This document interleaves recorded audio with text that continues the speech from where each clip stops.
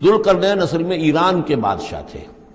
اور ایران اس وقت دو ملکوں میں اوپر میں منقسم تھا۔ اب بھی اگر ابھی کبھی نقشہ دیکھیں گے تو ایک علاقہ جو ہے ایران کا وہ تو ہے جو خراسان کا حصہ ہے، جو اصل ایران ہے اس کو بھی یوں سمجھیے دو حصوں میں، ایک پارس پرانا کہلاتا تھا جس سے فارس کا لفظ بنا ہے، اور دوسرا مادہ تھا، میڈیا یا مادہ۔ تو یہ ایک شخص ایسے ابھرے کہ جنہوں نے ان دونوں کو ملا کر ایک حکومت بنایا، اور وہاں سے سلطنت ایران کا جو یوں سمجھیے کہ جو ان کا ایک سنہرا دور ہے، اور ان کی عظمت و سطوت جس کی کہ وہ بہت زیادہ جس پر فخر کرتے ہیں، اس لیے کہ ایرانی قوم بڑی نیشنلسٹ ہے، نسل پرست ہے، ان کے اندر اپنی تاریخ پر، اپنی روایات پر جو ہے وہ بہت ان کو فخر ہے۔ تو وہاں سے وہ دور شروع ہوا، اور انہوں نے پھر اس علامت میں کہ میں نے دو ملکوں کو جوڑ کر ایک بنایا ہے، اپنے تاج کے اندر دو سینگ لگا لیے تھے، اور وہ جو ہے ذوالقرنین یہ لقب ان کا ہو گیا تھا۔ اس کے حوالے سے سوال کیا گیا، اور اس کے بارے میں تفصیل جو اگلے رکوع میں آئے گی۔ اعوذ باللہ من الشیطان الرجیم، بسم اللہ الرحمن الرحیم۔ وَيَسْأَلُونَكَ عَنْ ذِي الْقَرْنَيْنِ قُلْ سَأَتْلُو عَلَيْكُم مِّنْهُ ذِكْرًا۔ صدق اللہ العظیم۔ ذوالقرنین کے بارے میں آپ کو بتا چکا ہوں کہ ان کا نام تاریخ میں جو مشہور ہے وہ کیخسرو یا سائرس، اور انہی سے اصل میں ایران کی عظمت کے دور کا آغاز ہوا تھا۔ چنانچہ تقریباً میں سمجھتا ہوں کہ شاید 25-30 سال پہلے کی بات ہے، جب شہنشاہ ایران، اس وقت جب کہ ان کی بادشاہت جو ہے وہ بڑے عروج پر تھی، انہوں نے 2500 سالہ برسی منائی تھی انہی کیخسرو کی، سائرس کی۔ ان کی قبر جو ہے مقبرہ وہ دریافت ہو گیا تھا، اور وہاں پر ان کا ایک مجسمہ بھی دریافت ہوا تھا کھدائی پر۔ اس مجسمے میں وہ دو لگے ہوئے تھے سینگ بھی۔ اس موضوع پر سب سے پہلے مولانا ابوالکلام آزاد مرحوم نے جو اپنی ترجمان القرآن کے نام سے انہوں نے مختصر ترجمہ اور تفسیر لکھی ہے، اس میں بڑے تفصیلی نوٹس لکھے ہیں۔ سب سے پہلے اہل علم کے حلقے میں ان کے بارے میں جو معلومات ہیں وہ ان کے ذریعے سے آئی ہیں، اب یہ تقریباً یونیورسلی ایکسیپٹڈ ہے۔ پھر سوال پیدا ہوتا ہے کہ ان سے کیا دلچسپی یہود کو تھی، تو وہ بھی سمجھ لیجئے کہ نبوکدنضر نے 587 قبل مسیح میں حملہ کیا تھا فلسطین پر، اور نبوکدنضر عراق کا بادشاہ تھا۔ اس مڈل ایسٹ کو ذہن میں رکھیے کہ میڈیٹرینین کے بالکل ساتھ ہے ملک شام، اور شام ہی کا ایک علاقہ فلسطین ہے۔ اس وقت جو ہے یہ فلسطین اور اسرائیل اور شرق اردن اور ویسٹ بینک اور لبنان، یہ سب مل کر جو ملک بنتے ہیں، در حقیقت یہ شام عرب ہے، یہ شام ہے۔ پھر اس کے مشرق میں یہ عراق عرب یا عراق ہے، اور اس کے مشرق میں پھر ایران ہے۔ تو عراق کا بادشاہ تھا جس نے حملہ کیا تھا یروشلم پر، تباہ و برباد کیا، اور ان کو قیدی بنا کر لے گیا۔ کیپٹیوٹی کا دور ان کا تقریباً 150 برس کا ہے۔ لیکن اس عرصے میں ایران میں یہ شخصیت ابھری کیخسرو کی یا سائرس کی۔ اس نے پھر فتوحات کا دائرہ شروع کیا، تو سب سے پہلے عراق کو فتح کیا، بیبیلونیا کو، اور یہاں پر جو یہ اسیر تھے یہودی، ان کو اجازت دے دی کہ تم واپس جاؤ، اپنا یروشلم آزاد کرو، اپنے جا کر آباد کر لو دوبارہ۔ تو گویا کہ یہ محسن ہیں ان کے، ذوالقرنین جو ہے ان کے محسن ہیں، جن کی وجہ سے کہ جن کے ذریعے سے اللہ تعالیٰ نے انہیں بیبیلونیا یعنی عراق کی کیپٹیوٹی جو ان کی اسارت کا دور تھا اس کو ختم کیا، آزادی ملی، اور پھر یہ واپس آئے۔ حضرت عزیر علیہ السلام کے ساتھ قافلہ آیا ہے، اور وہ تقریباً پھر انہوں نے آ کر یہاں اثر نو اس شہر کو بھی آباد کیا، اور ہیکل جو ہے حضرت سلیمان علیہ السلام کا بنایا ہوا جو وہ عبادت خانہ تھا اس کو دوبارہ تعمیر کیا۔ اس اعتبار سے ذوالقرنین جو ہے وہ ان کی تاریخ میں ایک معروف شخصیت ہے۔ تاریخ سے معلوم ہوتا ہے کہ انہوں نے پھر ایران کی پہلی حکومت کو کنسولیڈیٹ کر کے پارس اور مادہ کو ملا کر ایک سلطنت ایران بنائی۔ پھر ان کی فتوحات کے 3 دائرے ہیں۔ مغرب کی طرف میڈیٹرینین تک پورا علاقہ فتح کر لیا، مشرق میں پھر یہ ہمارا جو مکران تک کا علاقہ ہے، یہ سارا کا سارا علاقہ ایران کے ساتھ ہی ملتا ہوا ہے، بلوچستان، مکران، یہ پورا علاقہ انہیں فتح کیا۔ ایک مہم ان کی شمال کی طرف گئی، بحیرہ کیسپین جو ہے، اور ادھر سے جو وہ بلیک سی ہے، بحیرہ اسود، ان دونوں کے درمیان جو پہاڑی سلسلے ہیں، یہ شمال کی طرف جو ہے تیسری مہم گئی۔ جیسے کہ حضرت عمر رضی اللہ تعالیٰ عنہ کے عہد میں بھی 3 لشکر نکلے تھے مسلمانوں کے جزیرہ نما عرب سے۔ ایک لشکر شام سے ہوتا ہوا پھر مصر کی طرف گیا ہے، ایک لشکر عراق سے ہوتا ہوا ایران کی طرف گیا ہے، اور ایک لشکر سیدھا شمال کی طرف گیا ہے اور کوہ کاف تک جو ہے جس کو کوکیشیا کہتے ہیں وہاں تک کی فتوحات حاصل کی مسلمانوں نے۔ تو تقریباً یہی سمجھیے کہ ایک بلو پرنٹ تھا جو کہ یعنی ہمارے اس دور خلافت راشدہ سے یہ سمجھیے کہ لگ بھگ کوئی 2000 سال قبل جو ہے یہ واقعہ پیش آیا ہے، یا بلکہ اس سے کم، کوئی 1500 سال قبل یہ واقعہ پیش آیا ہے، اور یہ ذوالقرنین جو ہے یہ یہاں پر ایک بڑی عظیم سلطنت کے بانی بنے، لیکن نیک آدمی تھے۔ اور معلوم یہ ہوتا ہے کہ یہ اصل میں جو کہانیاں ہیں یہ ان کے داستانیں ہیں کہ ان کو قتل کیا جانا تھا، یہ کہیں شہزادے تھے کسی چھوٹی سی مملکت کے، اور وہاں سے ان کو کسی نے بچایا کسی طریقے سے، اور پھر یہ صحرا میں رہے روپوش، اور وہاں کسی نبی کی تعلیم سے ان کو آشنائی ہوئی ہے۔ ہو سکتا ہے کوئی اسرائیلی نبی ہی کی تعلیم ہو، یہ بھی ہو سکتا ہے کہ زرتشت جو ہیں وہ بھی کوئی اللہ کے نبی ہوں اور ان کی تعلیم ان تک پہنچی ہو، لیکن خود ان کا کردار جو قرآن پیش کر رہا ہے وہ بہت ایک نیک مومن صالح ایک بندہ مومن اس کا کردار ہے۔ یہ کردار جو ہے کسی بھی درجے میں 1% بھی جو ہے وہ کسی اور دوسرے فاتح پر یا کسی اور حکمران کے اوپر جنہیں بھی ہم جانتے ہیں تاریخی اعتبار سے ان پر منطبق نہیں ہوتا، یہ انہی کی شخصیت ہے۔ وَيَسْأَلُونَكَ عَنِ ذِي الْقَرْنَيْنِ، اور اے نبی آپ سے پوچھ رہے ہیں ذوالقرنین کے بارے میں، قُلْ سَأَتْلُو عَلَيْكُم مِّنْهُ ذِكْرًا، ان سے کہیے میں ان قریب تمہیں اس کے بارے میں کچھ حالات بتاتا ہوں۔ اِنَّا مَكَّنَّا لَهُ فِي الْأَرْضِ، ہم نے اسے زمین میں بڑا تمکن عطا کیا تھا، غلبہ عطا کیا تھا، وَآتَيْنَاهُ مِن كُلِّ شَيْءٍ سَبَبًا، اور ہم نے اسے ہر طرح کا ساز و سامان، وسائل و ذرائع، تمام اسباب جو ہیں فراہم کر دیے تھے۔ فَأَتْبَعَ سَبَبًا، تو انہوں نے پھر ایک مہم تیار کی، یعنی ایک فتوحات کا دائرہ مغرب کی طرف، حتیٰ اذا بلغ مغرب الشمس، یہاں تک کہ جب وہ سورج کے غروب ہونے کی جگہ تک پہنچ گئے۔ اب یہ پرانے زمانے میں ظاہر بات ہے کہ پورا اس سے زیادہ نقشہ تو لوگوں کو معلوم بھی نہیں تھا، جب میڈیٹرینین کے ساحل پر پہنچ گئے تو معلوم آگے تو سمندر ہے، اور سمندر میں پھر آدمی کو محسوس ہوتا ہے سورج ڈوبتا ہوا۔ اگر آپ ساحل سمندر پر کھڑے ہو کر دیکھیں تو معلوم ہوتا ہے سمندر میں سورج ڈوب رہا ہے، تو یہ گویا کہ مغرب الشمس بن گیا ان کے لیے، وہ یہ سورج کے ڈوبنے کی جگہ۔ حتیٰ اذا بلغ مغرب الشمس، جب وہ پہنچ گئے سورج کے غروب ہونے کی جگہ، وجدہا تغرب فی عین حمیۃ، تو انہوں نے دیکھا اسے ڈوبتے ہوئے، وہ ڈوب رہا ہے ایک بڑے گدلے سے سمندر کے اندر۔ وہ جو وہاں کا سمندر ہے بڑا گدلا سا ہے، یہ ایجین سی وغیرہ جو کہلاتے ہیں یہ بہت گدلے سے پانی کے ہیں۔ ووجد عندہا قوما، اور وہاں انہوں نے ایک قوم کو پایا مراد یہ کہ اس قوم پر انہیں فتح ہوئی، جنگ ہوئی، انہوں نے ان کو شکست دی، اور وہ قوم گویا کہ اب ان کے رحم و کرم پر ان کی گویا کہ وہ محکوم ہو گئی۔ قلنا یا ذوالقرنین، ہم نے کہا ذوالقرنین سے، اب یا تو یہ کہ یہ شاید نبی ہو، واللہ عالم،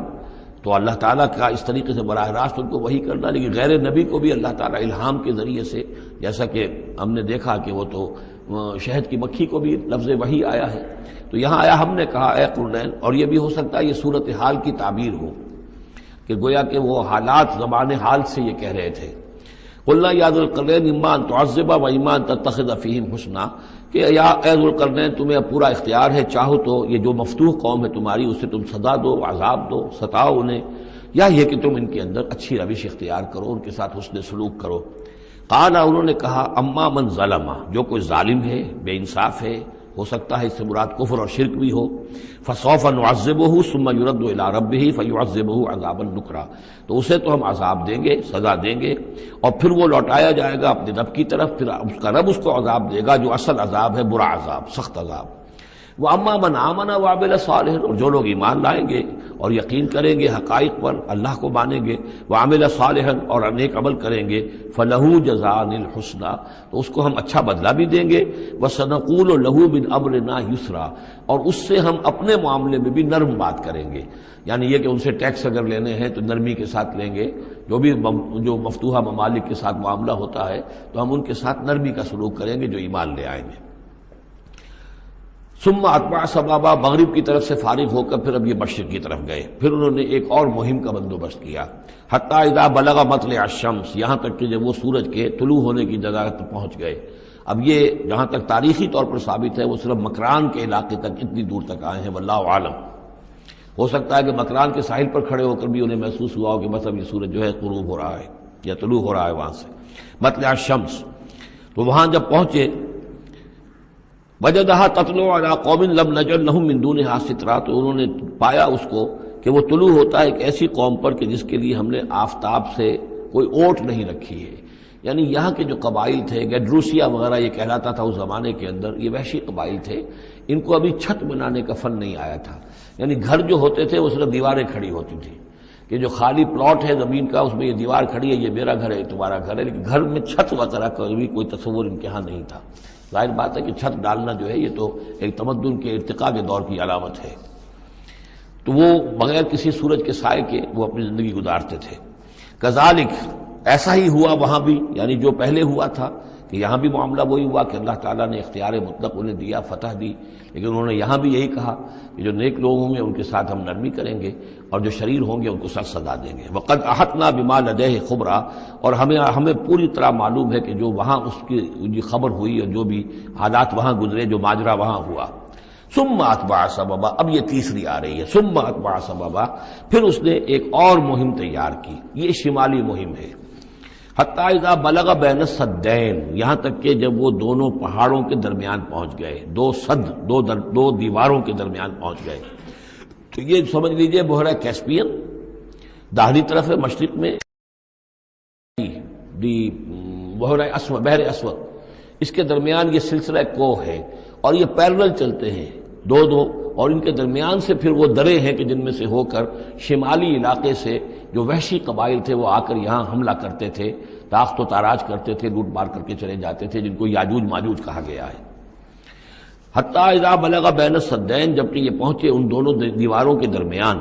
وجد من دونہما قوما، تو انہوں نے پایا ان دونوں کے ورے ایسے لوگوں کو، لا یکادون یفقہون قولا، یہ لوگ بھی ایسے تھے غیر متمدن، کیونکہ بات سمجھتے نہیں تھے، یعنی زبان ایسی ہوگی کہ جو ان کی سمجھ میں نہیں آ رہی تھی، لیکن یہ کہ کسی نہ کسی ذریعے سے انہوں نے اپنا ایک مطلب، اپنی ایک عرضداشت پیش کی. قالوا یا ذا القرنین، انہوں نے کہا کہ اے ذو القرنین، ان یاجوج و ماجوج مفسدون فی الارض، یاجوج اور ماجوج جو قومیں ہیں یہ زمین میں بہت فساد بچانے والی ہیں. فہل نجعل لک خرجا، تو کیا ہم آپ کے لیے ایک سالانہ خراج مقرر کر دیں، الا ان تجعل بیننا و بینہم سدا، اس کے عوض کہ آپ ہمارے اور ان کے درمیان ایک سد تعمیر کر دیں، ایک دیوار حائل کر دیں کہ وہ ہم پر حملہ آور نہ ہو سکے، یعنی درے کو بند کر دیا جائے.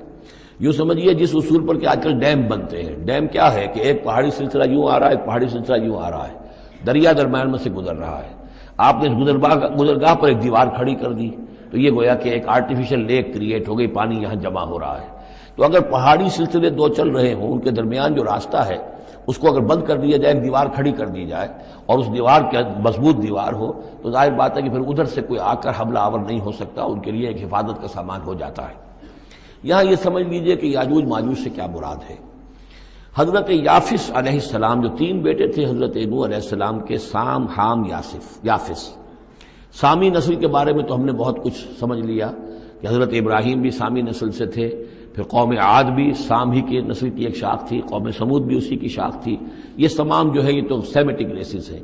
حضرت یافس کی اولاد نے یہ سینٹرل ایشین ماؤنٹینز کا جو سلسلہ ہے اس کو کراس کیا اور شمال میں چلے گئے، اور شمال میں جا کر دائیں بائیں پھیل گئے. پھر یہ میدان ہے، ٹنڈرے کے میدان اور فلانے میدان اور بڑے بڑے کھلے میدان ہیں.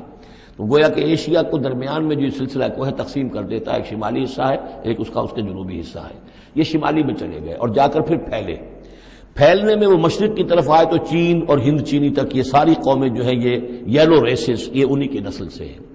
اور مغرب میں چلے تو روس، اور روس سے ہو کر روس کے ساتھ ملتا ہوا علاقہ ہے اسکینڈینیوین کنٹریز کے ساتھ، پھر وہاں سے وہ اتر کے، اور یورپ کے بھی جو یہ مغربی ممالک ہیں، اینگلو سیکسنز جو ہیں،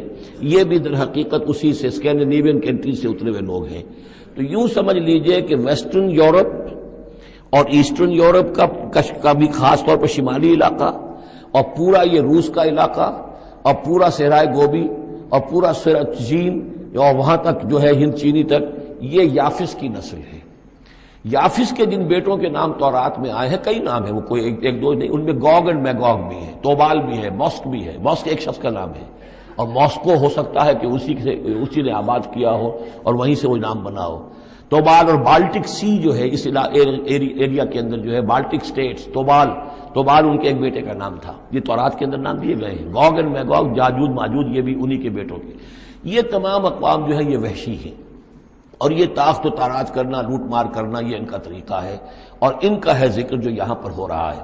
یہ جو سیلاب آیا تھا، کولونیل سیلاب جو ہم پر آیا تھا، جس میں کہ یہ اینگلو سیکسنز تھے، یہ سب کے سب جو ہیں یہ اسی نارڈک ریسز سے ہیں، یہ بھی یاجوج اور ماجوج کی نسل ہیں۔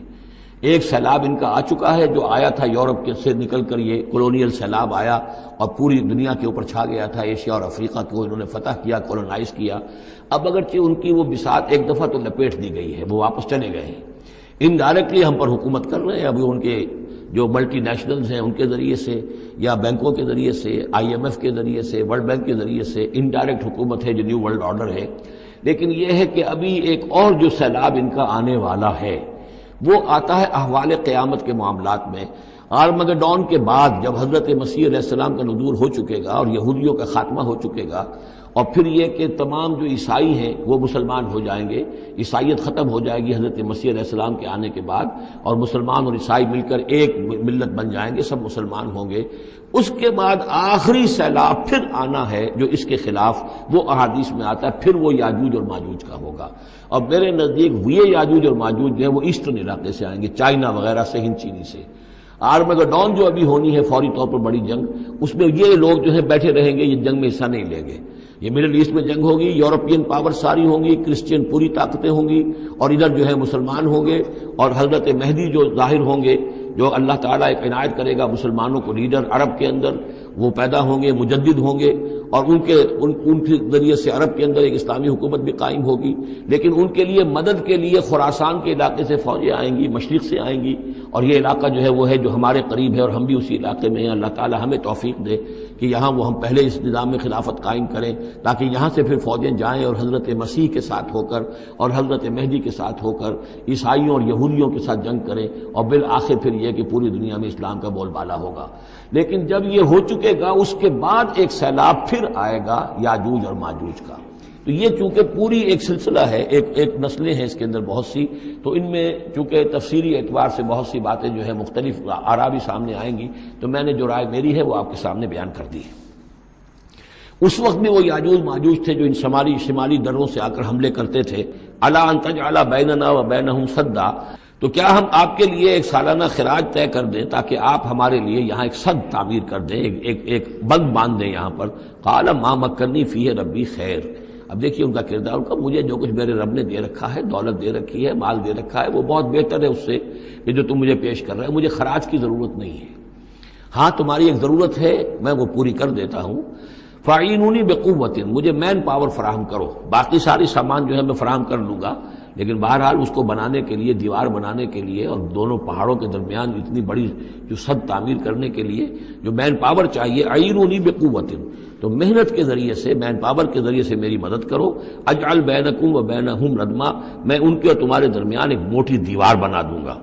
آتونی زبر الحدید، لاؤ میرے پاس تختے لوہے کے۔ حتی اذا ساوا بین الصدفین، یہاں تک کہ جب دونوں جو اونچانے تھیں اس کے درمیان کا پورا علاقہ پر ہو گیا، بھر گیا، وہ لوہے کے تختے جو ہیں اس کے اندر بھرے جا رہے ہیں۔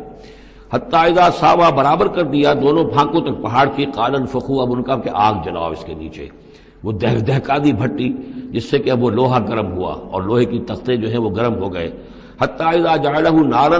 جبکہ وہ سارے کے سارے لوہے کے جو تپ گئے خود اور سرخ ہو گئے۔ قال آتونی افرغ علیہ قطرہ، تو کہا لاؤ میرے پاس پگھلا ہوا تانبا کہ میں اس کے اوپر انڈھیل دوں۔ تو اس طریقے سے گرین فورس کنکریٹ سے بھی 10 گنا سمجھیے مضبوط شے انہوں نے بنا دی کہ اس میں لوہا اور پھر لوہا سیسا یا تانبا پلایا ہوا، تو اس طریقے سے ایک بڑی مضبوط دیوار قائم کر دی۔ اس دیوار کے جو آثار اب بھی موجود ہیں، دیوار تو موجود نہیں ہے، یہ داریال اور دربند کے درمیان یہ کشادہ راستہ ہے اب بھی، یہ ویسٹ کوسٹ جو ہے کیسپین کا، اس کے ساتھ اس کی لمبائی 50 میل اور اس کی اونچائی 29 فٹ اور 10 فٹ چوڑی یہ دیوار تھی جو اس وقت بنی ہے، یعنی جس طریقے سے کہ بنتے ہیں بڑے بڑے بند، ان سے بھی بڑی یہ تھی سد تعبیر کی گئی۔ السد العالی کہلاتا، اسوان ڈیم جو ہے جو مصریوں نے بنایا تھا، بہت بڑا ڈیم، السد العالی، اونچی دیوار۔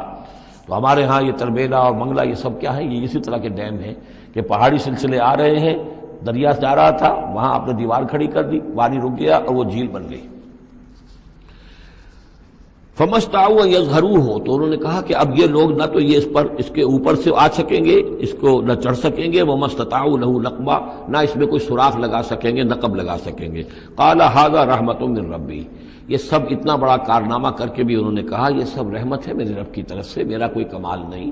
یہ سب اللہ کی طرف سے ہے۔ فَإِذَا جَاءَ وَعْدُ رَبِّي، اور جب میرے رب کا وعدہ آئے گا، جَعَلَهُ دَكَّا، وہ اس پوری دیوار کو جو ہے ریزہ ریزہ کر دے گا، ختم ہو جائے گی دیوار۔ اب وہ دیوار وہاں موجود نہیں ہے، وہ ختم ہو چکی ہے امتداد زمانہ سے، اب اس کے کوئی آثار باقی نہیں رہے، بس آثار معلوم ہو جاتے ہیں کہ یہاں وہ دیوار ہوتی تھی، جس سے یہ میں نے ڈائمنشنز آپ کو دیے ہیں۔ وَكَانَ وَعْدُ رَبِّي حَقًّا، اور میرے رب کا وعدہ جو ہے وہ حق ہے، سچ ہے، پورا ہو کر رہے گا۔ وَتَرَكْنَا بَعْضَهُمْ يَوْمَئِذٍ يَمُوجُ فِي بَعْضٍ، اب جب یہ وقت آئے گا اللہ تعالیٰ کا قیامت کا وقت، تو ہم چھوڑ دیں گے اس روز ان کو، یہ ایک دوسرے میں گتھم گتھا ہو جائیں گے۔ یہ جو کچھ ہونے والا قرب قیامت سے پہلے جس قسم کے لشکر آنے ہیں اور جیسی جنگیں ہونی ہیں، اور یہ جو یاجوج ماجوج جب آئیں گے تو آتا ہے احادیث کے اندر کہ پورے دریا، پورے سمندر پی جائیں گے، ہر چیز کھا جائیں گے، اور یہ معلوم ہوتا ہے کہ یہ چینیوں کے ہاں تو خاص طور پر سانپ بچھو جو شے ہو، کتا بلی، ہر شے چٹ کر جاتے، کوئی شے نہیں چھوڑتے۔ اور میں سمجھتا ہوں کہ شاید آدم خور بھی ہو یہ کہ کسی وقت میں جب ان کو ضرورت پڑے تو آدمی کو بھی کھا جائیں، جو کتے کو، بلی کو، سانپ کو، بچھو کو، ہر چیز کو کھا جاتے۔ تو ان لوگوں کا معاملہ جو ہے واقعتاً یہ جب ابھی تو ذرا رکے ہوئے ہیں، کنٹینڈ ہے ایک طرح سے، لیکن ایک وقت میں ان کا بند کھلے گا، اور چونکہ پھر یہ جو ہے تمام چاروں طرف ان کے پہاڑ ہیں، ہر پہاڑ کی اونچائی پر سے من کل حدب ینسلون، نیچے اترتے ہوئے نظر آئیں گے۔ اور یہ نقشہ بعین ہی اسی طرح اخبارات میں آیا تھا جب 62 میں وار ہوئی ہے نیفا میں، جو ہندوستان کا مشرقی جو علاقہ تھا جہاں کے چین اور بھارت کی جنگ ہوئی ہے، تو اس کے الفاظ جو اخبارات میں آئے تھے، waves after waves of Chinese soldiers were coming down the slopes, لہروں کی طرح، موجوں کی طرح چلے آئے۔ ان کے تو اتنے آدمی ہیں، ان کا تو کہنا یہ ہے کہ تم سب کے سب ہلاک ہو جاؤ گے، ہمیں تم ہلاک نہیں کر سکتے، ہم تو چیونٹیوں کی طرح جو ہے بلوں کے اندر گھس جائیں گے، ایٹمک وارفیئر کے بعد تمہارا تہس نہس ہو جائے گا، ہمارا کچھ نہیں بگڑے گا، ہم پھر نکلیں گے اور پوری دنیا کو فتح کریں گے، وہ یہ کہتے ہیں۔